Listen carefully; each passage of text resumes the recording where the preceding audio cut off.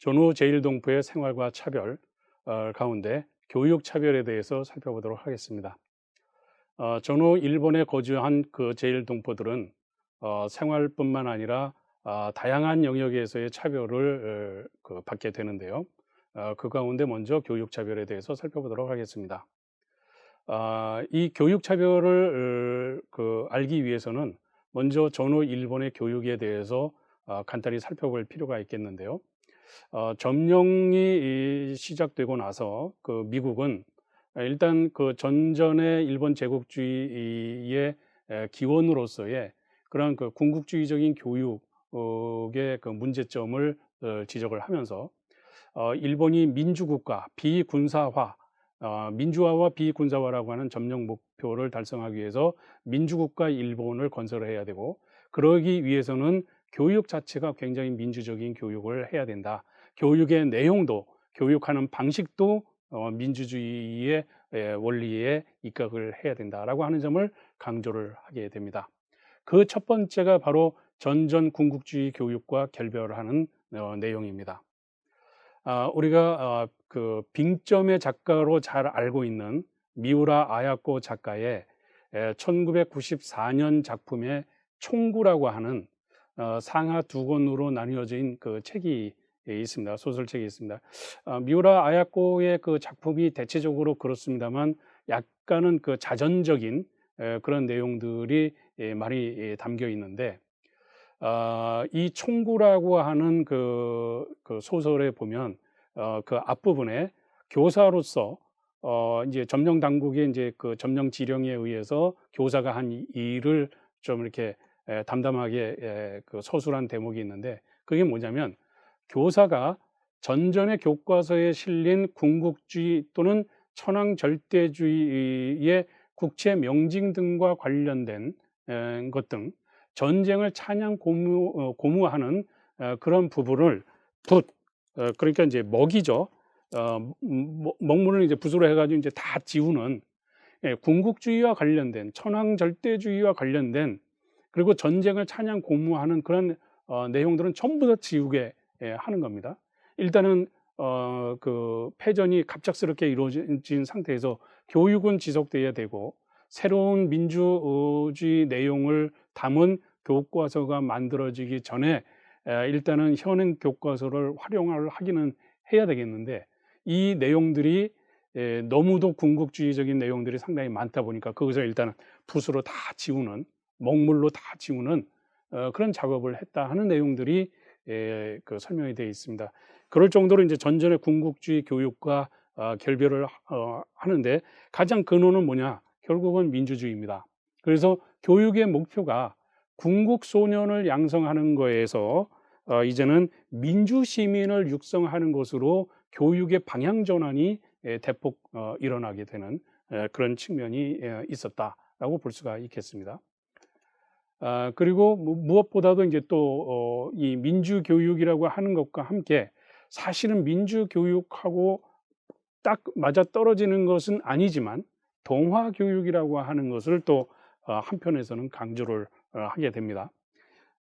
이 동화 교육이라고 하는 것이 무엇이냐면 소수민족 문제를 좀 눈감는, 그래서 소수민족 문제가 있지만 그것을 없는 것으로, 그 소수민족들을 그들의 민족 문화적인 그 특성을 그대로 보존하는 것을 고무하고 그것을 권장하고 하는 것이 아니라 그것을 일본적인 문화로 바꿔야 된다, 일본에 동화시켜야 된다라고 하는 것이 그 역점을 두고 있습니다. 그래서 이러한 그 동화 교육은 엄밀한 의미에서 보면 민주 교육하고는 그 다소는 차이가 있다라고 볼 수가 있겠는데, 민주 교육을 강조를 하면서 한편으로는 이 동화 교육이라고 하는 것을 실시를 했다라고 하는 그런 측면이 있습니다. 물론 이 동화 교육과 관련된 지금 여러분에게 제시하는 내각조사실의 1969년 7월의 조사 월보 내용은 사실상 그 앞에서 살펴본 민주교육의 내용이 책정됐던 점령 시기하고는 시차가 상당히 있기는 있습니다. 그런데 그 일련의 과정에서 보면 민주교육과 동화교육이 여전히 팽팽하게 그 양축을 이루어서 진행이 됐다 하는 것을 알 수가 있습니다. 여기에 이제 내각조사실의 조사 월보를 보면 우리나라의 영주하는, 즉 이제 우리 여기서 얘기하는 우리나라는 일본을 가리키는 거겠죠. 일본의 영주하는 이민족이 언제까지 이민족으로 머물 것인가는 일종의 소수민족 문제로서 장래 곤란하고 심각한 사회 문제가 될 것임이 명백하다. 피와 쌍방의 장래의 생활의 안정과 행복을 위해 이러한 사람들에 대한 동화 정책이 강조되는 까닭이다. 즉 크게 보아 귀화해야 하는 것이다. 귀화인 그 자체는 예컨대 반일본인, 절반, 50% 일본인이죠. 한국과 일본과 한국 양쪽 사람들에게 배간시 당하는 일도 있어 크게 괴로울 것이다. 그러나 그것은 2세, 3세로 나아감에 따라서 문제는 없어질 것이다. 그러니까 시간이 약이다 그거죠. 귀화를 하게 되면 한국이나 일본 사람들에게 뭐 귀화했다라고 하는 것 자체로 또 차별을 당하고 그렇겠지만 그것도 뭐 2세, 3세로 시간이 흐르게 되면 그러한 차별은 없어질 것이다. 그러면서 이제 자연히 귀화한 사람들을 중심으로 그들이 이제 일본이나 갈 그런 문제가 생겨서 장래 곤란하고 심각한 문제는 없게 될 것이다 하는 그런 얘기를 하고 있는 겁니다. 여기서 중요한 것은 그 소수민족으로 남아 있다면 장래 곤란하고 심각한 사회 문제를 이 소수민족이 야기할 것이 명백하다라고 규정하고 있다는 점입니다. 그러면서 그들을 동화시키는 것이야말로 그들에게도 또 일본에게도 양쪽 모두 장래의 안정과 행복에 도움이 된다라고 하는 점을 강조하고 있다고 하는 점, 이 자체가 굉장히 또 차별적인 논리에 입각하고 있다는 점을 부연 설명드리고 싶습니다. 동화 교육의 실제적인 내용을 보면 먼저 이제 그 민족 교육을 하는 데 있어서 이 제일동포들이 민족 교육을 열심히 하기는 하는데 이 민족 교육을 하는 데 있어서는 운영 경비가 상당히 많이 들어갑니다. 그런 것이 좀 힘든 그런 상황인데 그러면서도 동시에 민족 학교를 졸업한 학생들이 상급 학교로 진학을 하거나 또는 취직하거나 할 때에 이것을 일본에서 학교로 인정하느냐 안 하느냐 하는 것들과 관련해서 여러 가지 이제 진학이나 취직에 차별 제약을 이제 받게 되는 그런 문제가 있습니다.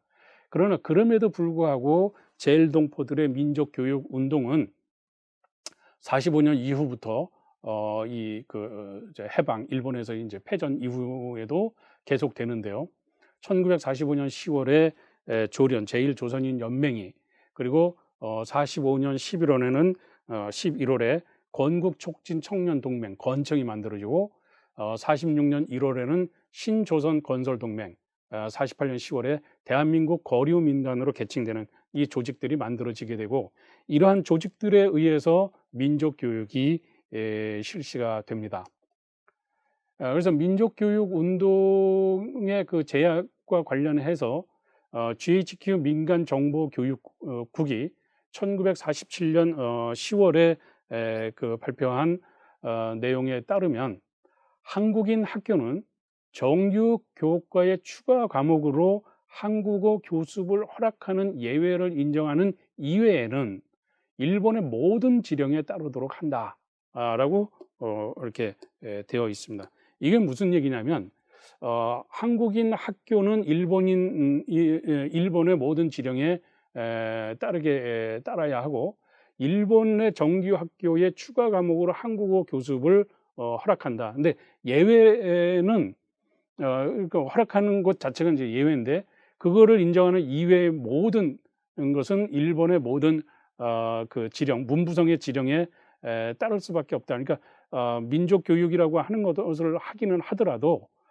일본의 지령에 따라서 될 수도 있고 안 될 수도 있는, 일본 지령에 따르는 것이 기본 전제가 되는 그런 내용이 포함되어 있다라고 할 수가 있겠습니다.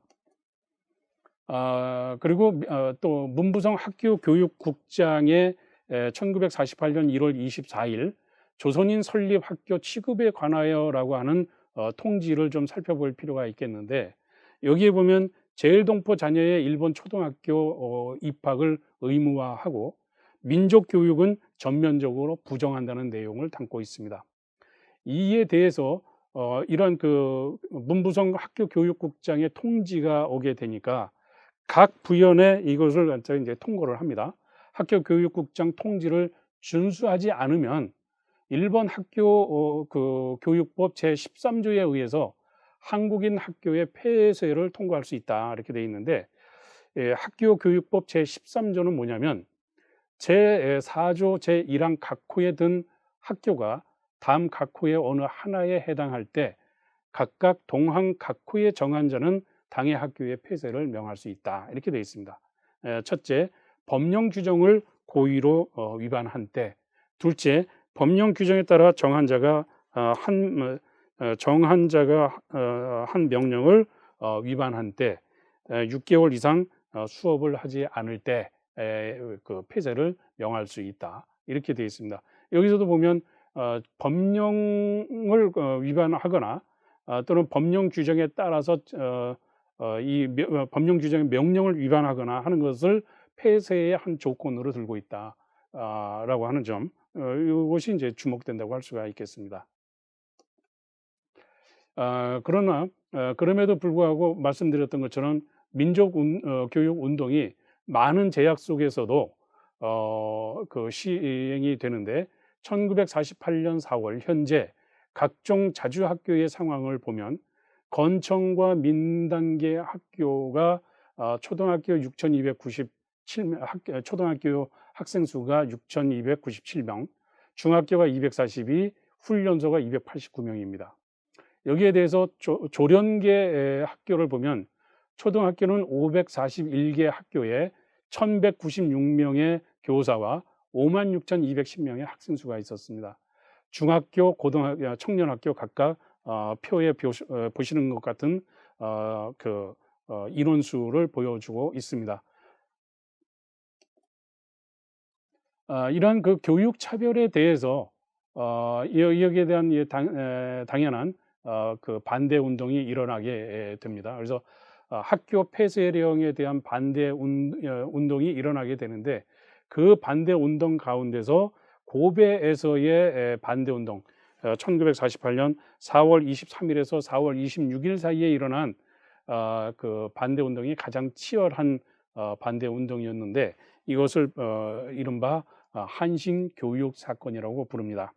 여기서 이제 김태일 소년이 사살당하고 또 소요죄라고 하는 명목으로 169명이 기소가 되었으며, 이 가운데 이제 29명, 그 가운데 이제 일본인은 10명입니다만 29명이 군사 재판에 회부되기도 했습니다.